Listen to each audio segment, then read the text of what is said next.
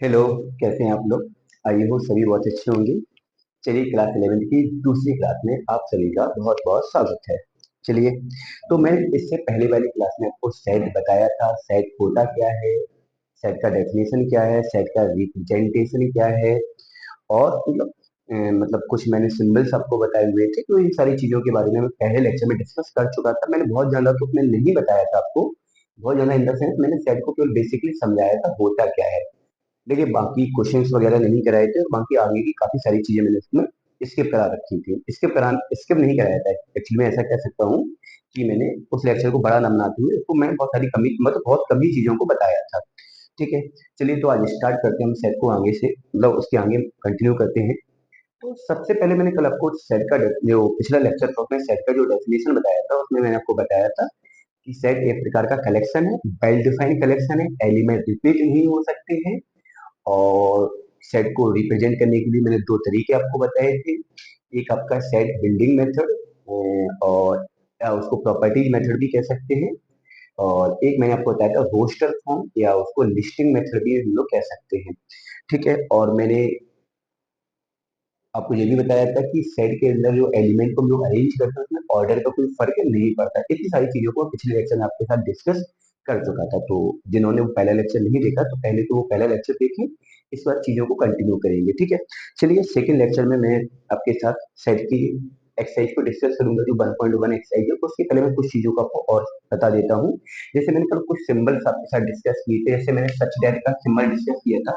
तो जिसके बारे में मैंने बता दिया था कि सच दैट का सिंबल हम लोग कैसे यूज करते हैं। ठीक है, जब मैंने सेट को प्रॉपर्टी मेथड में लिखा था, समुच्चय निर्माण विधि में जब लिखा था, मैंने थ्योरिकली जब उसको लिखा था, तो मैंने वहाँ पे सच दैट का सिंबल यूज किया था। ठीक है, मैंने उसके बाद एक सिंबल आपको बताया था बिलोंग वाला। इसको सिंबल किसका बोलते हैं? बिलोंग का। तो मैं आपको बताऊंगा कि बिलोंग का सिंबल हम यूज कहाँ पर करते हैं।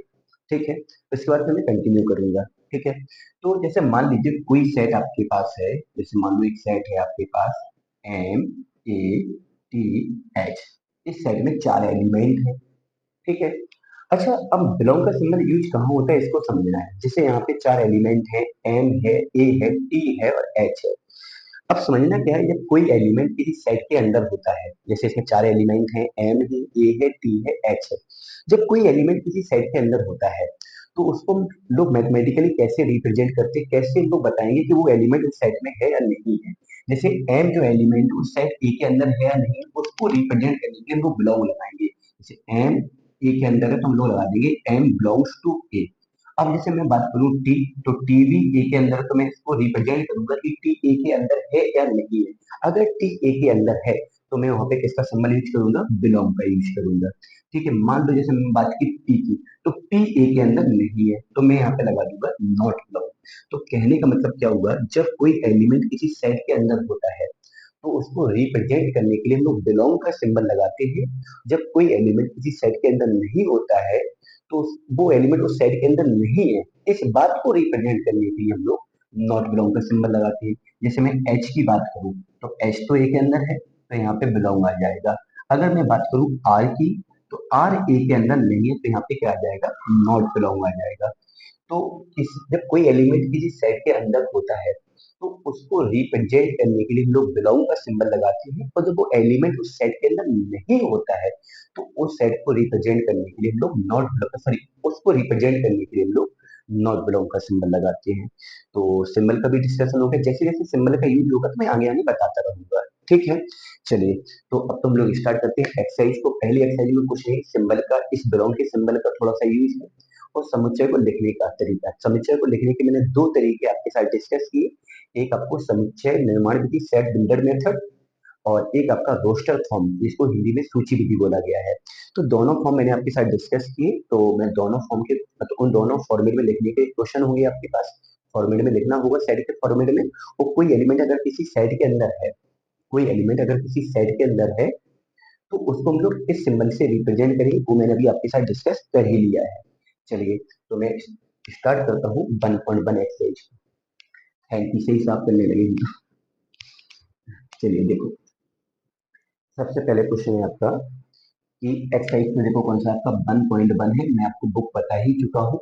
आपका जो ईपी बोर्ड में अजय कुमार अग्रवाल का प्रोफेसर आता है चित्र प्रकाशन का, मैं उसको ही आपके साथ डिस्कस करूंगा।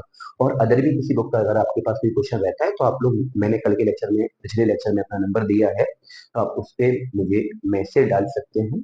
वही मेरा व्हाट्सअप नंबर है, तो मैं उस पर आपके साथ क्वेश्चन को डिस्कस करूंगा। ठीक है, चलिए देखो यहाँ पे सबसे पहला क्वेश्चन है कि पहले क्वेश्चन में मुझे प्रतीकात्मक भाषा, प्रतीकात्मक भाषा कोई समुच्चय निर्माण विधि कहा जाता है या उसको ही गुण विधि कहा जाता है, सेट बिल्डर मेथड कहा जाता है। तो पहले क्वेश्चन में मुझे इसको समुच्चय निर्माण विधि में लिखना है। ठीक है, तो उसमें 4 पार्ट हैं, और जैसे पहला पार्ट है उसका ए पार्ट, भारत के भारत के सभी राज्यों का समुच्चय, भारत के सभी राज्यों का समुच्चय, इसे सेट बिल्डर फॉर्म में हमें कन्वर्ट करना है। तो सेट बिल्डर फॉर्म में हम कैसे कन्वर्ट करेंगे, मतलब कैसे लिखेंगे, कैसे रिप्रेजेंट करेंगे, तो मैंने उसको बताया था, मैं कह दूंगा एक्स सच दैट, एक्स कोई एक एलिमेंट है और वो क्या है, वो सच दैट के बाद उसकी मैं बात को रिप्रेजेंट करूंगा कि वो किस बात को रिप्रेजेंट कर रहा है। तो x such that, x Bharat का एक राज्य। तो जो आपको ऊपर लैंग्वेज लिखी हुई है, उस लैंग्वेज को मैंने किस फॉर्म में लिखा, सेट बिल्डर फॉर्म में लिखा, समुच्चय निर्माण विधि में लिखा। एक्स सच दैट, एक्स ऐसा है, कैसा है, एक्स भारत का एक राज्य। अब वो एक राज्य तो सारी बातों को रिप्रेजेंट करेगा, यूपी, एमपी, महाराष्ट्र, मतलब जितने भी राज्य, सारे के सारे राज्यों को वो क्या करेगा, रिप्रेजेंट करेगा। तो इसका मतलब क्या है, ये समुच्चय है वो भारत के सभी राज्यों को रिप्रेजेंट कर रहा है। ठीक है, अच्छा इसका बी वाला जो पार्ट है, बी वाले पार्ट में उन्होंने क्या बोला है, सभी सम संख्याओं का समुच्चय, सभी सम संख्याओं का समुच्चय। इसको मुझे समुच्चय के फॉर्म में लिखना है, सेट बिल्डर फॉर्म में लिखना है। तो कैसे लिखेंगे हम लोग, एक्स सच दैट, एक्स एक सम संख्या, एक्स एक सम संख्या। तो ये सेट बिल्डर फॉर्म में आपका मतलब रिप्रेजेंट हो गया। जैसे आपका अगला क्वेश्चन है सी पार्ट, समीकरण, कोई समीकरण है आपके पास, x square minus 5x plus 4 equal to 0, 4 नहीं है शायद, 6 है, हाँ 6 के मूलों का समुच्चय, मूलों का समुच्चय, मूलों को इंग्लिश में क्या बोलते हैं, रूट्स बोलते हैं, मूलों का समुच्चय। तो इसको मुझे किसमें कन्वर्ट करना है, सेट बिल्डर फॉर्म में कन्वर्ट करना है। तो कैसे करेंगे, हम लिखेंगे एक्स सच दैट, एक्स समीकरण एक्स स्क्वायर माइनस 5x फिर प्लस 6 इक्वल 0 का एक मूल, एक मूल। तो ये किसके फॉर्म में कन्वर्ट हो गया, सेट बिल्डर फॉर्म में कन्वर्ट हो गया। तो बिल्डर फॉर्म में कन्वर्ट करने के लिए क्या करोगे, एक्स सच दैट, एक्स मतलब कोई एलिमेंट है, वो एलिमेंट क्या है, वो इस लैंग्वेज में हम लोग रिप्रेजेंट करेंगे। उसका मतलब उसका, वो किस बात को रिप्रेजेंट कर रहा है उसको मैं इस लैंग्वेज में लिख के रिप्रेजेंट करूंगा। ठीक है, डी वाला जो क्वेश्चन है, उन्होंने क्या बोला कि 4 से बड़ी, 4 से बड़ी 7 से छोटी धन पूर्णांकों का समुच्चय। तो हम इसको कैसे लिखेंगे, एक्स सच दैट, मैं डायरेक्ट लिख रहा हूँ, क्वेश्चन नोट नहीं कर रहा हूँ, एक्स सच दैट, एक्स एक धन पूर्णांक है, एक्स एक क्या है, धन पूर्णांक है। और धन पूर्णांक वो कैसा है, जो एक्स धन पूर्णांक है वो 4 से तो बड़ा है और 7 से कैसा है, छोटा है। एक्स एक धन पूर्णांक है, एक्स कैसा है, एक धन पूर्णांक है, और कैसा धन पूर्णांक है, 4 से बड़ा है और 7 से छोटा है। तो पहला क्वेश्चन तो आपका कैसा हो गया है, समुच्चय निर्माण विधि में हो गया है। तो समुच्चय निर्माण विधि में लिखने के लिए पहले तो एक्स सच दैट लिखेंगे, और उस वो क्वेश्चन जो कुछ रिप्रेजेंट करवाना चाहता है उसको मैं फिर आगे से लैंग्वेज में बना के लिखूंगा।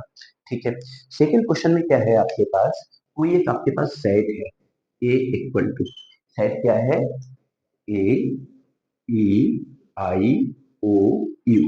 ठीक है, अब उनका तारांकित स्थानों में, मतलब जो खाली स्थान है, जो स्पेस है, उसमें मुझे बिलोंग और नॉट बिलोंग फिल करना है।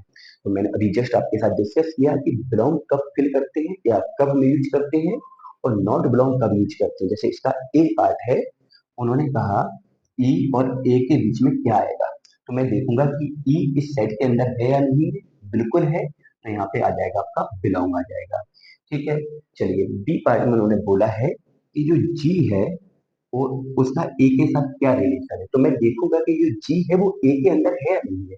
तो इस ए के अंदर मुझे जी तो कहीं दिख नहीं रहा, तो क्या आ जाएगा, नॉट बिलोंग आ जाएगा। तो मुझे लगता है आगे के बाकी जितने पार्ट हैं आप लोग कर सकते हैं। अगर कोई एलिमेंट किसी सेट में है तो बिलोंग लगाएंगे, और नहीं है तो नॉट बिलोंग लगाएंगे। चलिए आगे देखो क्या है। हाँ, अगला थर्ड क्वेश्चन है, उसमें मुझे सूचीबद्ध, सूचीबद्ध मतलब टेबल के फॉर्म में लिखना है, रोस्टर फॉर्म में लिखना है, मैं ऐसा बोल सकता हूँ। रोस्टर फॉर्म में मुझे सेट को रिप्रेजेंट करना है। तो पहले तो आप इसको पहले नोट करेंगे और फिर मैं आगे बढ़ूंगा। जो नोट करने के लिए आप लोग इसका इसी शॉट ले लिया करें, या साथ में ही नोट कर लिया करें तो ज्यादा सही रहेगा। इसी शॉट भी ले सकते हैं, तो इसमें क्या है आप लोग बाद में भी जो चीज आपकी छूट जाती है तो बाद में नोट कर सकते हैं। चलिए, थर्ड का ए पार्ट, थर्ड का ए पार्ट, इसको मुझे रोस्टर फॉर्म में लिखना है। रोस्टर फॉर्म, इसको बोलते हैं सूचीबद्ध भी बोल सकते हैं। क्या बोलते हैं, सूचीबद्ध। तो पहला क्वेश्चन है, A equal to x such that x एक वास्तविक संख्या है। अब वास्तविक संख्या कौन है, इस बात को भी आगे रिप्रेजेंट किया गया है कि जो वास्तविक संख्या वो इस समीकरण से है, x square plus two X minus three बराबर जीरो को वो क्या कर रहा है, जीरो मतलब सेटिस्फाई कर रहा है। मुझे ऐसी वास्तविक संख्या लेना है जो इस इक्वेशन को सेटिस्फाई करता है। इस क्वेश्चन का ये मतलब हुआ कि एक्स एक वास्तविक संख्या है, वो एक ऐसी वास्तविक संख्या है जो इस इक्वेशन को क्या करता है, सेटिस्फाई करता है। तो अब कैसे करेंगे, तो मैं इस इक्वेशन को उठाऊंगा, X square plus two X minus three equal to zero. अब मैं इसका फैक्टर करूंगा, तो एक्स स्क्वायर प्लस का थ्री एक्स माइनस थ्री बराबर जीरो। इसके फैक्टर किए मैंने, फैक्टर तो आपको जानते ही होंगे आप लोग। इन दोनों से मैंने x कॉमन लिया तो x प्लस का थ्री रहा, माइनस वन कॉमन लिया तो x प्लस का थ्री इक्वल टू जीरो। एक फैक्टर हो गया x प्लस का थ्री, दूसरा हो गया x minus one equal to zero. तो यहाँ से जब पहले वाले फैक्टर x प्लस थ्री को मैं जीरो करूंगा तो x का वैल्यू माइनस थ्री आएगा, और यहाँ से जब मैं x माइनस वन को जीरो करूंगा तो x का वैल्यू वन आएगा। तो आपको दोनों दो नंबर्स मिले और दोनों के दोनों कैसे रियल है। इसको रोस्टर फॉर्म में लिखना है, तो रोस्टर फॉर्म में लिखने के लिए मैं कर्ली ब्रैकेट लगाऊंगा और एलिमेंट के बीच में कॉमा लगा दूंगा, तो ये इसका रोस्टर फॉर्म बन गया। क्या बन गया आपका, रोस्टर फॉर्म। ठीक है। अब देखो यहाँ पे इसके बी पार्ट में, इसके बी पार्ट में उन्होंने क्या बोला कि कोई शब्द दिया गया है, एक्स सच दैट एक्स शब्द, ए एल ओ, क्या है, A L G O L. ठीक है, कोई शब्द है ALGOL का एक अक्षर, का एक अक्षर। तो कहने का मतलब क्या हुआ कि जो शब्द दिया गया है इनके अक्षरों से मुझे रोस्टर फॉर्म में सेट को लिखना है। ठीक है। तो बेटा, जब मैं सेट को रोस्टर फॉर्म में लिखूंगा तो इसी शब्द के अक्षरों का, इसी जो शब्द है, जो मीनिंग है, इसी मीनिंग के अक्षरों का हम क्या करेंगे, यूज करेंगे। तो जो रोस्टर फॉर्म बनेगा उसमें ए आ जाएगा, एल आ जाएगा, जी आ जाएगा, ओ आ जाएगा। अब आप लोग कहेंगे कि लास्ट वाला एल आपने छोड़ दिया है। तो मैंने जो पहला लेक्चर आपको बताया था उसमें मैंने बताया भी था कि सेट के अंदर एलिमेंट रिपीट नहीं होते हैं। तो जब मैं किसी मीनिंग से अगर सेट को लिखता हूँ तो उसमें हमें कोई एलिमेंट रिपीट नहीं करना, वो एलिमेंट भले ही दो बार हो या दो से ज्यादा बार हो, उसको सेट में हम एक ही बार लिखेंगे। इसलिए ए तो एक बार था एक ही बार लिखा, जी एक बार था एक बार लिखा, एल एक बार था, सॉरी ओ एक बार था एक बार लिखा। एल भले ही दो बार था, लेकिन जब सेट में लिखेंगे, रोस्टर फॉर्म में उसको एलिमेंट के फॉर्म में हम कन्वर्ट करके लिखेंगे, तो मैं उसको एक बार ही यूज करूंगा। ठीक है। अच्छा, सी वाला पार्ट जो है वो क्या कहता है, एक्स सच दैट, एक्स ऐसा है, कैसा है, एक्स अंग्रेजी वर्णमाला का एक अक्षर है।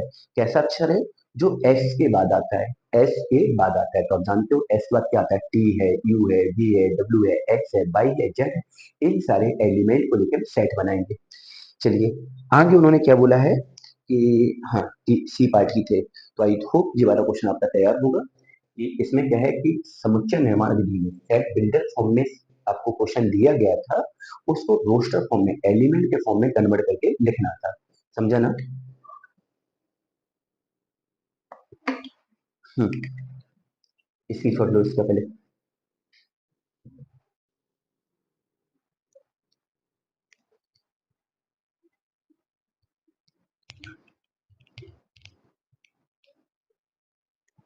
हाँ, फोर्थ नंबर का क्वेश्चन है आपका, बढ़िया क्वेश्चन है। फोर्थ नंबर के क्वेश्चन में सेट कैसे दिया गया है, X such that 3x² minus 12x equal to 0। ठीक है, ठीक है। x एक ऐसा एलिमेंट है जो इस इक्वेशन से लिया गया है। इस क्वेश्चन का मतलब ये होगा, इस क्वेश्चन का मतलब क्या हुआ कि x एक ऐसा एलिमेंट है, x कैसा है, इस इक्वेशन से लिया गया, मतलब जो इस इक्वेशन को क्या करता है, सेटिस्फाई करता है। इसमें उन्होंने पूरा पूरा मैथमेटिकली लिख दिया है, थ्योरी का बहुत कम यूज किया है, लेकिन इसकी थ्योरी आगे दी गई है, जब क्वेश्चन को सॉल्व करोगे तो आगे मिलेगा। तो उन्होंने कहा x ऐसा है, कैसा है, इस इक्वेशन से कोई वैल्यू जो आएगी वो x का काम करेगा, x जो है वो इस इक्वेशन का वैल्यू होगा। तो पहले तो इस इक्वेशन को सॉल्व करेंगे। कितना है, 3x² minus 12x equal to 0। यहाँ से मैंने 3x कॉमन लिया, अंदर x माइनस 4 इक्वल टू 0 हुआ, तो x का वैल्यू 0 आया और 4 आया। दो वैल्यू आई, एक तो 0 आया, एक 4 आया। ठीक है।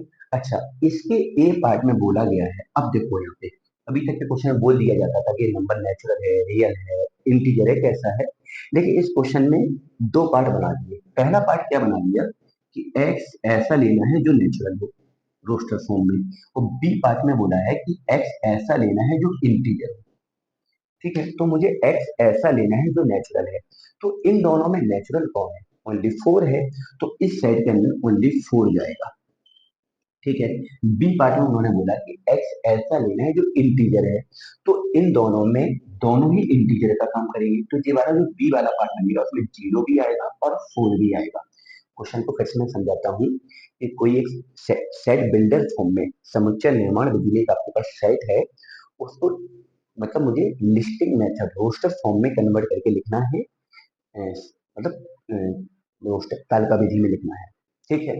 तो x कैसा है, इस इक्वेशन से ली गई वैल्यू है, तो मैंने इस इक्वेशन को सॉल्व करके वैल्यू को निकाला, वैल्यू आपका 0 और 4 आया। फिर मैंने क्वेश्चन में देखा कि ए पार्ट में उसने मुझसे क्या एक्सपेक्टेशन की कि मुझे ओनली नेचुरल चाहिए, तो मैंने नेचुरल के नाम पे ओनली 4 मिला, आपको 4 ले लिया। और सेकंड पार्ट में उन्होंने हमसे क्या, मतलब हम सबसे क्या एक्सपेक्टेशन किया कि मुझे इंटीजर चाहिए, तो इंटीजर मतलब पूर्णांक चाहिए, तो पूर्णांक के नाम पे आपको 0 मिला और 4 मिला। ठीक है। चलिए, आपका फिफ्थ वाला क्वेश्चन आप लोग खुद ही करेंगे, बड़ा सिंपल का क्वेश्चन है। उन्होंने क्या बोला है, मैं क्वेश्चन को डिस्कस करता हूँ। एक्स सच दैट 0 < x <5, मतलब 0 और 5 के बीच की बात हो रही है, और बात किसकी हो रही है, x बिलोंग्स टू z। यहाँ पे लिखा है x बिलोंग्स टू z। मैं आपको पहले भी बता चुका हूँ, z किसके लिए यूज करते हैं हम लोग, इंटीजर के लिए यूज करते हैं। तो उन्होंने क्या बोला है कि मुझे एक ऐसा सेट बनाना है फिफ्थ क्वेश्चन में जिसमें इंटीजर लिए जाए, इंटीजर मतलब पूर्णांक लिए जाए, और पूर्णांक कहाँ से कहाँ तक के लेना है, 0 से 5 के बीच में। तो आपको पता है 0 से 5 के बीच में जो पूर्णांक वो कौन कौन होते हैं, 1 2 3 4, 1 2 3 4। तो इसमें क्या क्या आएगा आपका, 1 आएगा, 2 आएगा, 3 आएगा, 4 आएगा आपका। तो आई होप ये वाला क्वेश्चन आप लोग खुद कर सकते हैं। क्वेश्चन नंबर में 6 की बात करने वाला हूँ। तो क्वेश्चन नंबर 6 को भी मुझे तालिका विधि में ही लिखना है। तो क्वेश्चन नंबर 6 का ए पार्ट, एक पार्ट में उन्होंने क्या बोला है कि वास्तविक संख्याओं की बात करी, उन्होंने साफ साफ पहले ही बोल दिया है कि मुझे वास्तविक संख्याओं को लेके बनाना है। X such that x² minus 5x plus 6 बराबर 0। और उन्होंने पहले ही ऊपर लाइन में बोल रखा है कि मुझे x को रियल लेना है, तो चाहो तो थोड़ा सा हम लोग इसको मॉडिफाई करके लिख सकते हैं कि x यहाँ पे रियल है। इसका मतलब क्या हो गया कि x यहाँ पे वास्तविक संख्या को रिप्रेजेंट कर रहा है। ठीक है। अब वास्तविक संख्या कहाँ से मिलेगी, इस इक्वेशन से मिलेगी। इसका मतलब क्या हुआ, एक्स सच है, एक्स ऐसा है, कैसा है, जो इस इक्वेशन से वैल्यू देगा, ऐसा है, वैसा है, सॉरी वैसा है। एक्स कैसा है, जो इस इक्वेशन से वैल्यू देगा वैसा है। ठीक है। और क्या कहाँ पर है, रियल नंबर में है। तो मैं इसको सॉल्व करूंगा, x² minus 5x plus 6 equal to 0। जब मैं इसका फैक्टर करूंगा तो x² minus 3x minus 2x plus 6 बराबर 0। x कॉमन लिया, x माइनस 3 रहा, माइनस 2 कॉमन लिया, x माइनस 3 बराबर 0 हुआ, इक्वल 0 हुआ। ठीक है। चलिए मैं यहाँ पे क्या करूंगा, x की वैल्यू पहले तो x माइनस 3 कॉमन लेंगे, दूसरा फैक्टर x माइनस 2 बनेगा, इक्वल 0। तो x का जो वैल्यू है वो 3 है और 2 है, दो ही वैल्यू मिलती है, तो दोनों के दोनों नंबर कैसे हैं, रियल हैं। जब दोनों नंबर रियल हैं तो ए पार्ट में जो आपका जो सेट बनेगा उसमें आपका 3 भी आ जाएगा और 2 भी आ जाएगा। 3 भी आ जाएगा और 2 भी आ जाएगा, दोनों एलिमेंट आएंगे, 3 भी आएगा और 2 भी आएगा, क्योंकि दोनों के दोनों नंबर रियल हैं। और बी वाला पार्ट मैं आपके लिए छोड़ता हूँ, आप लोग खुद करेंगे बी वाला पार्ट। ठीक है, आप लोग करेंगे। सी पार्ट में करूंगा, X such that X square -2 equal to 0। अच्छा, और उन्होंने क्या बोला कि जो एक्स है वो आपका रियल है। एक्स कहता है आपका रियल है, वो तो पहले ही बोल रखा है तो उसको लिखोगे भी नहीं, तो क्वेश्चन में पहले से ही इसको बताया गया कि एक्स अपन को रियल नंबर लेना है। ठीक है, चलिए, तो एक्स स्क्वायर -2 इक्वल टू 0 है, तो मैं इसको सॉल्व करूंगा। एक्स स्क्वायर -2 इक्वल टू 0, तो एक्स स्क्वायर इक्वल टू 2 हुआ, x equal to plus minus आपका √2 हो गया। तो मैं ऐसा भी लिख सकता हूँ, √2 और -√2 दोनों दो वैल्यू मिली है, एक आपको √2 मिला है, एक -√2 मिला है। अब मैं इसको क्या करने वाला हूँ, समझना गौर से, मैं इसको रोस्टर फॉर्म में लिखने वाला हूँ। तो रोस्टर फॉर्म में कर्ली ब्रैकेट लगाएंगे और जो भी एलिमेंट उनको कॉमा लगा के लिखेंगे, 2 और -√2, ये आपका रोस्टर फॉर्म हो गया। तो आई होप आपका क्लियर होगा आपका इतना। ठीक है, इसकी शॉर्ट मान लो, मतलब ले लो। चलिए, क्वेश्चन नंबर मैं 7 को आपके साथ डिस्कस करता हूँ।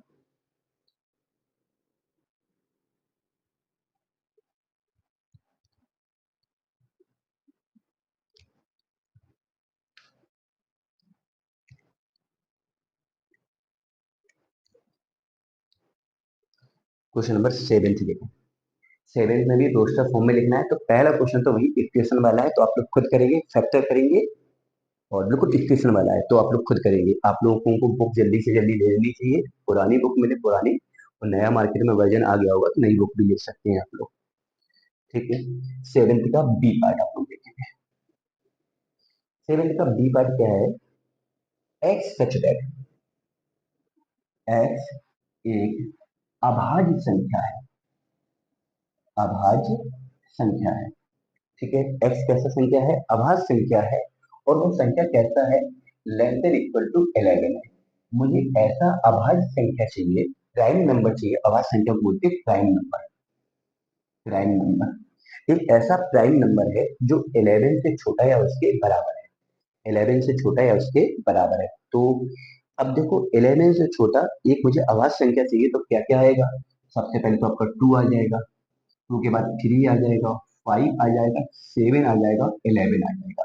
तो मुझे 11 से छोटे अभाज्य संख्याओं को रोस्टर फॉर्म में लिखना था, तो मैंने 11 से छोटे अभाज्य संख्याओं को लिखा इस फॉर्म में, रोस्टर के फॉर्म में। ठीक है, चलिए, सी वाला क्या कहा गया, एक मीनिंग है कॉलेज, और कॉलेज की मीनिंग को, कौन सी मीनिंग है, कॉलेज, सी वाले पार्ट में कॉलेज की मीनिंग को, COLLEGE, इस मीनिंग को मुझे सीधा लिख रहा हूँ मैंने भाषा नहीं लिखा साइड वाला, समझ जाओगे। इस मीनिंग में जितने भी अक्षर यूज हुए, जितने भी अक्षर यहाँ पे इन्वॉल्व है, उन अक्षरों का मुझे काल का विधि में समुच्चय को लिखना है। तो बेटा, इस मीनिंग से सी को उठाया, ओ को उठाया, एल दो बार है लेकिन आएगा एक बार, ई को उठाया और जी को उठाया। इस मीनिंग में जितने भी एलिमेंट हो सारे के सारे यहाँ पे लिख दिए, चाहे वो एक बार था उसे भी लिखा, जो दो बार था उसे भी लिखा, कोई भी एलिमेंट रिपीट नहीं किया है हमने। तो इससे क्वेश्चन नंबर 7 आपका क्लियर है। चलिए, क्वेश्चन नंबर 8 वाला है, उसमें क्या है मैं आपको उसका थोड़ा सा दिखा देता हूँ, टेबल के फॉर्म में दिया गया 8 वाला क्वेश्चन है आपका। उन्होंने क्या है कि दो टेबल, मतलब टेबल नहीं, उसको लिस्ट पे लिया है मैचिंग वाले फॉर्म में। पहला जैसे क्वेश्चन, पहले का जो ए पार्ट है उसमें आपका मैचिंग करने के लिए क्या दिया है, ई है, आर है, आई है, एन है, और सी है, ए है, और एल है। बी वाले पार्ट में उन्होंने बोला है कि ओनली 0 है। ठीक है, और सी वाले पार्ट में उन्होंने बोला है ये आपका 1 है, 2 है, 3 है, 6 है, 9 है, और 18 है। ठीक है, और डी वाले पार्ट में उन्होंने बोला है कि 3 है और -3 है। ठीक है, ये तो इस साइड दे दिया और मैचिंग यहाँ पे करना है। जैसे पहला वाला पार्ट है मैचिंग करने के लिए उन्होंने क्या बोला है, चलिए उन्होंने कैपिटल ए नाम दे दिया इसका, कोई दिक्कत नहीं। उन्होंने बोला एक्स एक धन पूर्णांक है जो 18 का भाजक है। पहले में बोला एक्स सच दैट एक्स एक धन पूर्णांक है और जो 18 का भाजक है, 18 का भाजक है। ठीक है, और बी पार्ट में उन्होंने बोला है कि उन्होंने बी पार्ट में क्या बोला है, क्या बोला है बी पार्ट में, एक्स एक पूर्णांक है, एक्स सच दैट एक्स एक पूर्णांक है जो इस इक्वेशन को सेटिस्फाई करता है, एक्स स्क्वायर 9 इक्वल टू 0 का। इक्वेशन भी दी गई है। अच्छा, सी पार्ट में उन्होंने क्या बोला है, एक्स एक पूर्णांक है और पूर्णांक क्या बोलता है, एक्स प्लस 1 इक्वल टू 1 जो इस इक्वेशन को सेटिस्फाई करता है। ठीक है, अच्छा डी पार्ट में उन्होंने क्या बोला है, डी वाले पार्ट में तो एक्स सच दैट एक्स कोई शब्द है, शब्द क्या है, principal, PRI principal, meaning open नहीं लिख पाई तो यहाँ लिख देता हूँ, PRINCIPAL, मीनिंग चेक कर ले। हाँ सही है, का एक अक्षर, का एक अक्षर। ठीक है, तो यहाँ पे जो सेट है वो रोस्टर फॉर्म में लिखे हैं, यहाँ पे सेट बिल्डर फॉर्म में लिखे हैं। ठीक है, तो इनका मैचिंग करना है कि अगर रोस्टर को मैं बिल्डर में या बिल्डर को रोस्टर में बनाऊंगा तो इससे मैचिंग होगा। तो देखो आपको साफ साफ दिख रहा है कि जो अक्षर है वो इस मीनिंग के अक्षर है, तो इसका मैचिंग तो इससे बन जाएगा। ठीक है, अगर इसको रोस्टर में लिखोगे तो ये बनेगा और इसको मतलब ये इसका क्या है, रोस्टर फॉर्म है कि नहीं, तो इसका मैचिंग तो ये बन गया। अब मैं देखता हूँ कि जीरो वाला जो है वो कहाँ मैचिंग करेगा। तो देखो अगर मैं इस वाले क्वेश्चन को सॉल्व करता हूँ X plus one equal to one, और अगर मैं इसको सॉल्व करता हूँ तो वन से वन कैंसिल तो एक्स इक्वल टू जीरो आएगा नहीं आएगा। तो इसका जो सी पार्ट है वो एक्स का वैल्यू कितना देता है, सॉल्व करने पर जीरो देता है जो कि पूर्णांक है। तो इसका अगर सेट बनाओगे तो जीरो अकेला आएगा, सेट में नहीं आएगा, तो इसका मतलब इसका जो मैचिंग हुआ वो सी से हो गया। ठीक है, इसके बाद बात आती है 1 2 3 6 9 8, और पहला पार्ट जो है उसमें एक धन पूर्णांक लेना है जो 18 का भाजक है, मतलब ऐसे धन पूर्णांक लेना है जिसका भाग 18 में जाता हो, 18 को डिवाइड करता हो। तो ये वाला जो सेट है वन भी 18 को डिवाइड करेगा, टू भी करेगा, थ्री भी करेगा, सिक्स भी करेगा, नाइन करेगा और 18 तो खुद को डिवाइड करेगा ही। तो इसका मैचिंग कहाँ बनेगा, ए के साथ बनेगा। अब बचा है यार एक, वैसे भी अगर सॉल्व भी करोगे तो x square minus nine equal to zero है। अगर आप सॉल्व करें थोड़ा सा कम करें, एक्स स्क्वायर माइनस नाइन क्या है, x square minus nine equal to zero, तो x square equal to nine, तो x equal to plus minus three. तो इसका मतलब क्या है, इससे प्लस थ्री माइनस थ्री मिला, तो इसका मैचिंग कहाँ हो जाएगा, जाके बी पर हो जाएगा। ठीक है, तो ये आपका मैचिंग हो गया, मैचिंग मैचिंग। ठीक है, तो इसी के साथ आपका पहला एक्सरसाइज तो खत्म होता है। ठीक है, और अब नेक्स्ट एक्सरसाइज में क्या है, टाइप्स ऑफ सेट का मैं डिस्कस करूंगा, सेट के जो प्रकार हैं टाइप्स हैं मैं उसको डिस्कस करूंगा, लेकिन वो करूंगा मैं नेक्स्ट लेक्चर में। तब तक आप लोग इसको कंप्लीट करिएगा, और मैंने जैसा कि आपको बोला है कि आपको एवरी वीक 5 ही लेक्चर मिलेंगे, मंडे टू फ्राइडे। ठीक है, फ्राइडे वाला लेक्चर मतलब इंटरनेट रात तक अपलोड होगा, तो सैटरडे संडे आपको चीजों को रिवाइज करने का मौका मिलेगा। अब आप बहुत से लोग सोच रहे होंगे सर अभी रिवाइज करने के लिए कुछ नहीं है, तो इसको मत रिवाइज करिए, अपनी अपनी पुरानी चीजों को रिवाइज करिए। कुछ नहीं है, कुछ नहीं है तो ट्रिग्नोमेट्री में जो 10th में पढ़ा वही फॉर्मूले याद कर लो, या जो भी 10th में पढ़ा है एक बार उसको भी रिवाइज करो, बेसिक मैथमेटिक्स रिवाइज कर लो। बेसिक का मतलब क्या है, कुछ भी चीजें आप लोग अपनी अच्छी कर सकते हैं बचे हुए टाइम में। जो 10th का चीज है आप देख सकते हैं, 10th का बहुत सारे जैसे पॉलीनोमियल वाला पार्ट है उसका 11th में यूज है, या मतलब बहुत सारी चीजें, जनरल एल्जेब्रा उसका भी यूज है, जनरल ट्रिग्नोमेट्री का यूज है, जनरल प्रोबेबिलिटी का यूज है। तो वही चैप्टर आप लोग 2 दिन में रिवाइज कर सकते हैं। तो बहुत ज्यादा फास्ट नहीं भागना है, मैं आता हूँ आराम से चलेंगे, फिर टेंशन में आपका सिलेबस कंप्लीट कराऊंगा। चलिए मिलते हैं नेक्स्ट लेक्चर।